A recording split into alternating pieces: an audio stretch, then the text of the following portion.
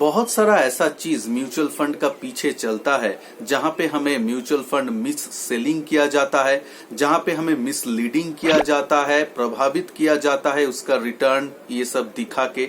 बहुत सारा ऐसा चीज जो होता है हमारे साथ, हम लोग जो नए निवेशक है या फिर जो लोग पहले से निवेश करते आए हैं, बहुत सारा लोगों को ये म्यूचुअल फंड का जो डार्क साइड है उसके बारे में मालूम नहीं है। म्यूचुअल फंड सही में अपने लिए सही है क्या, वो कोई एक्सप्लेन नहीं करता है। म्यूचुअल फंड में मैं भी निवेशित हूं, मेरा भी पोर्टफोलियो है म्यूचुअल फंड में, लेकिन म्यूचुअल फंड में निवेश करने के टाइम हमें पूरा जानकारी नहीं दिया जाता है। कभी कभी तो ऐसा भी बोला जाता है आपका जो पास्ट रिटर्न है वैसे ही फ्यूचर में भी सेम रहेगा और ये फिक्स्ड टाइप का रिटर्न होगा, ये भी बता के म्यूचुअल फंड को बेचा जाता है। तो बहुत सारा चीज ऐसा है जो as a mutual fund investor हम लोगों को पहले जानना चाहिए, ताकि बाहर से कोई आके हम लोगों को टोपी पहना के ना जाए, कोई आके मिस सेल करके ना जाए। हमको इन्फॉर्म्ड इन्वेस्टर बनना है और इस वीडियो में मैं आप लोगों के साथ यही कुछ चुनिंदा पॉइंट डिस्कस करने वाला हूं। और वीडियो का एंड में मैं एक ऐसा पॉइंट आप लोगों को बताऊंगा, जब आपका गोल खत्म होने को आएगा तब उससे पहले कैसे आपका स्ट्रेटेजी रहना चाहिए, जो पूरा प्रॉफिट आपने जमाया है 10 इयर्स या 20 इयर्स में, वो प्रॉफिट को कैसे आपको लॉक करना आना है, उसके बारे में मैं आपको बताऊंगा, जो कोई भी म्यूचुअल फंड आप लोगों को नहीं बताता है या फिर म्यूचुअल फंड आपके लिए वो करके नहीं देता है। तो वीडियो को एंड तक जरूर देखिए। और मैं हूं संजय और आप देख रहे हैं आपका चैनल संजय टॉक्स। जो भी चैनल में नए हैं, नीचे जो रेड कलर का सब्सक्राइब बटन है उसको क्लिक कीजिए और पास में जो बेल आइकन है उसको भी क्लिक कीजिए, ताकि मैं जब भी न्यू वीडियो अपलोड करूं वो आपके पास पहुंच जाए, और ये फ्री ऑफ कॉस्ट है। तो चलिए शुरू करते हैं। पहला पॉइंट जो हम लोगों को जानना चाहिए वो है, म्यूचुअल फंड में इनबिल्ट कोई प्रोसेस नहीं है जो हमें जब भी मार्केट में रिस्क दिखे तब मार्केट से हमें खुद को निकाल के बाहर कर दे। ऐसा कोई भी इनबिल्ट चीज म्यूचुअल फंड में नहीं है। हाँ, म्यूचुअल फंड मैनेजर का हाथ में ये प्रोविजन रहता है कि वो इक्विटी म्यूचुअल फंड के लिए मैं ज्यादा बोल रहा हूं कि वो लोग कुछ प्रतिशत अपना फंड का हिस्सा डेप्ट फंड में या फिर कैश में एलोकेट कर सकता है, लेकिन उसमें भी मिनिमम 65% उन लोगों को इक्विटी में रहना ही पड़ेगा। तो ऐसा मैंडेट के चलते बाजार जब ओवर वैल्यूएशन रहता है, बाजार जब रिस्की रहता है, तब म्यूचुअल फंड मैनेजर चाह के भी उस आपको बाहर से नहीं निकाल सकता। ये चीज आप लोगों को पता होना चाहिए। मैं ये कभी नहीं बोल रहा हूं कि ये सोच के आप म्यूचुअल फंड से निकल जाए, बिल्कुल भी नहीं। मैं खुद निवेशित हूं, लेकिन ये जो फैक्ट्स है, ये फैक्ट्स को आप जान लीजिए। कोई आके ऐसा ना बोल दे कि बाजार जब ऊपर जा रहा है तो म्यूचुअल फंड में आपका मुनाफा ही होगा और बाजार जब नीचे भी जाएगा तब भी आपको मुनाफा होगा, चिंता करने का कुछ भी जरूरत नहीं है। ऐसा बिल्कुल भी नहीं है।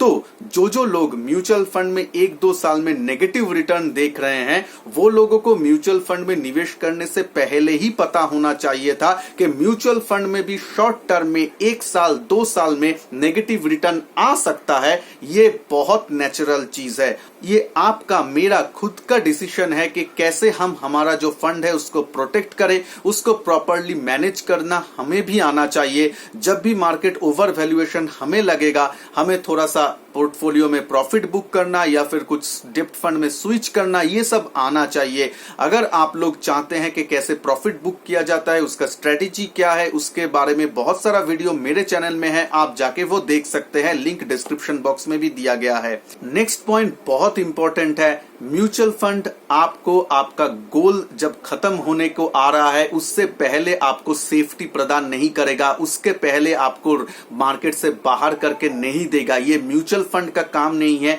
ये आपका काम है, मेरा काम है। हम लोग जब एक इक्विटी म्यूचुअल फंड सिलेक्ट करके उसमें मान लीजिए 15 इयर्स या 20 इयर्स के लिए अपना गोल के लिए वहां पे निवेश करते हैं, ये हमारा रिस्पॉन्सिबिलिटी होता है। जब हम वो गोल के सामने आ जाए तब हम म्यूचुअल फंड से कैसे धीरे धीरे विथड्रॉ करना है वो हमें जानना चाहिए। ये म्यूचुअल फंड खुद से आपको करके नहीं देगा, ये आप या हमारा दायित्व बनता है। और कोई भी अगर आज आके आपको एक म्यूचुअल फंड बेच रहा है, 20 साल बाद वो भी नहीं रहेगा वो भी नहीं बताएगा। अभी आपका गोल सामने पूरे होने के लिए आ रहा है तो धीरे धीरे आप म्यूचुअल फंड से प्रॉफिट बुक करना शुरू कीजिए, ये कोई नहीं बताएगा। मैं एक आपको बात बोल रहा हूं, इसको ध्यान से सुनिए। मान लीजिए आप इक्विटी म्यूचुअल फंड में 20 इयर्स के लिए अपना चाइल्ड का एजुकेशन के लिए पैसा जमा कर रहा है। 20 इयर्स आपका गोल है, तो 20 इयर्स जब पूरा होने को आएगा, मान लीजिए 18 साल आपका जब पूरा होगा, तब आपका गोल कंप्लीट होने में सिर्फ 1 या 2 साल ही बाकी है।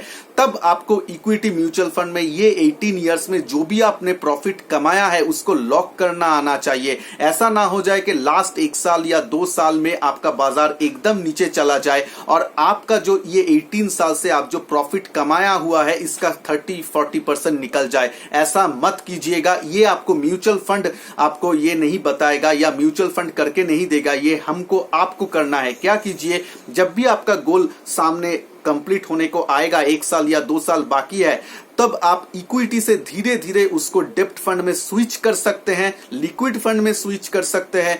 ऐसा आप अगर करेंगे या फिर कुछ कुछ यूनिट्स आपको प्रॉफिट बुक धीरे धीरे करना है, तो ऐसा करेंगे तो आपका जो प्रॉफिट है जो आप 18 साल 19 साल से कमाए हैं वो आपको बना रहेगा। और लास्ट 1-2 साल में अगर वोलेटिलिटी भी आए मार्केट में, आपका जो प्रॉफिट है उसमें ज्यादा इंपैक्ट नहीं पड़ेगा। तो ये बात आप लोगों को म्यूचुअल फंड जब खरीदने जाएंगे कोई भी नहीं बताएगा, जो आपको एजेंट बेच रहा है वो भी नहीं बताएगा। ये आपका डिसीजन है, आपको खुद से ये करना है, क्योंकि ये आपका हार्ड अर्न्ड मनी है, ये किसी और का मनी नहीं है। किसी के बहकाव में आके म्यूचुअल फंड या कोई भी शेयर मार्केट कहीं पे आप निवेश मत कीजिए। खुद जानकार बनिए, खुद से रिसर्च कीजिए, थोड़ा सा टाइम दीजिए, नॉलेज लीजिए, उसके बाद ही अपना हार्ड अर्न्ड मनी निवेश कीजिए। जब भी हमें कोई रिकमेंड करते हैं या किसी के रिकमेंडेशन पे हम खरीदते हैं म्यूचुअल फंड, ज्यादातर टाइम में वो रेगुलर फंड हमें पकड़ा जाता है।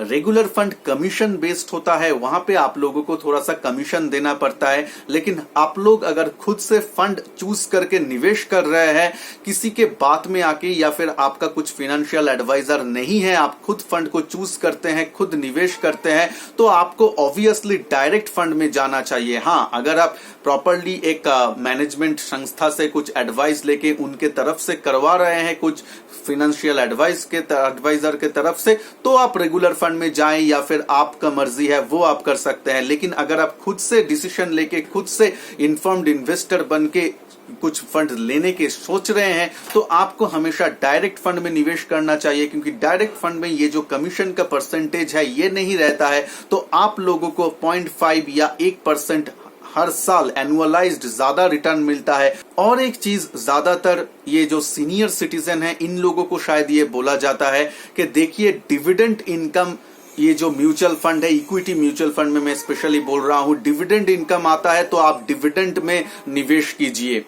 देखिए, म्यूचुअल फंड का जो डिविडेंड का कॉन्सेप्ट है और शेयर बाजार में शेयर का, एक शेयर खरीदेंगे उसका जो डिविडेंड का कॉन्सेप्ट है वो डिफरेंट है। यहाँ पे अगर म्यूचुअल फंड में आप लोगों को डिविडेंड दिया जाता है तो उस टाइम आप देखेंगे आपका जो एनएवी का वैल्यू है म्यूचुअल फंड का, वो एनएवी वैल्यू भी उस हिसाब से घट जाता है। यानी कि आपका ही म्यूचुअल फंड से कुछ यूनिट रिडीम करके आप लोगों को दिया जाता है as a whole.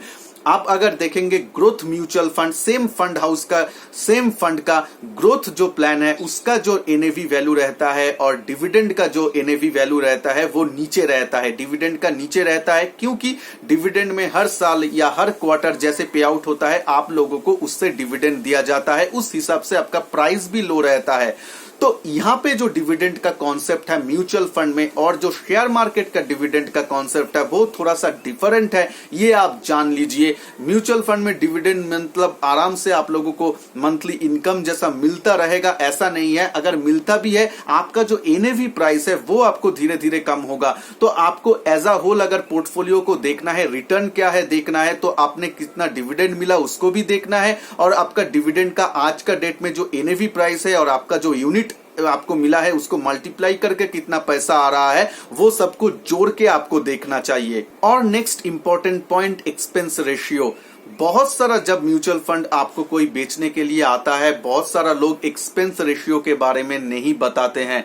Expense ratio भी इंपॉर्टेंट है रिटर्न के साथ साथ। जी हाँ, ये ही मेन फैक्टर नहीं है। एक्सपेंस रेशियो कम है तो आंख बंद करके वो म्यूचुअल फंड में कूद जाना है, ऐसा भी नहीं है। लेकिन हाँ, अगर आप 2-3 फंड चूज किए हैं जो सेम फंड है, सिमिलर रिटर्न आपको दे रहा है, उसमें अगर आपको कंपेयर करना है, उसमें से एक फंड को अगर आप चुनना है तो उस टाइम आप एक्सपेंस रेशियो को जरूर तवज्जो दीजिए। और ये जो भी आप लोगों को कोई बेचने के लिए म्यूचुअल फंड को आता है, तब आप बोल सकते हैं इसका जो एक्सपेंस रेशियो है, इसका मैक्सिमम कैप कितना है वो बता दो। मैक्सिमम कैप क्या होता है? हर म्यूचुअल फंड कैटेगरी में आपका सेबी द्वारा एक मैक्सिमम लिमिट बोला गया है। ये अपर कैप से ज्यादा कोई भी म्यूचुअल फंड हाउस आपको चार्ज नहीं कर सकता है। तो ये अपर लिमिट आप जान लीजिए, ताकि फ्यूचर में अगर म्यूचुअल फंड एक्सपेंस रेशियो को इंक्रीज भी कर सकता है, डिक्रीज भी कर सकता है, ये टोटली म्यूचुअल फंड हाउस के हाथ में है। तो आप लोगों को जानना है कि उस कैटेगरी में कितना म्यूचुअल फंड का जो हाईएस्ट एक्सपेंस रेशियो का जो हाईएस्ट कैपेसिटी है एज पर रेगुलेटरी,